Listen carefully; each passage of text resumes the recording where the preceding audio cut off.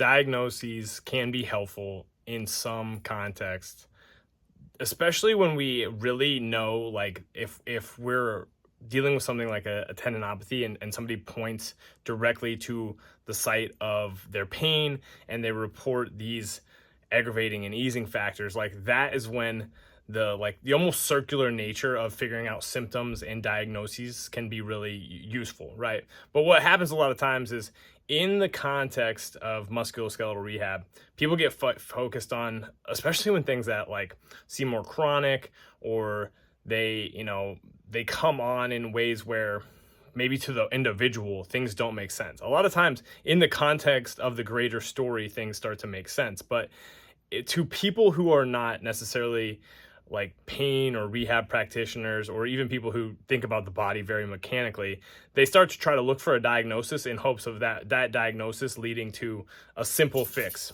And in reality, most of the time, the symptoms that people are experiencing and the story that is associated with those systems, meaning essentially what has been going on prior to those things, and the context of the person's overarching health, are the most meaningful factors, right? So it's not that the diagnosis doesn't matter, but in isolation, the diagnosis is not that helpful with musculoskeletal conditions, because yes, there might be changes to tissues. Yes, there might be things going on at like an inflammatory level to some extent, but for the most part, it's not like a cancer diagnosis of where we can literally like do lab work and start to see something going on.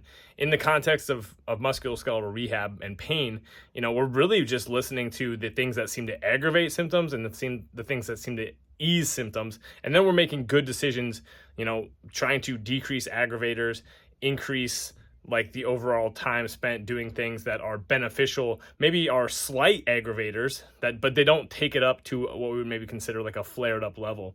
And also just doing things like general activity, proper recovery, proper nutrition, and even just reframing and giving people tools to understand their pain in better contexts, like basically giving people like a stoplight system or a way to understand their pain without looking at it as good or bad.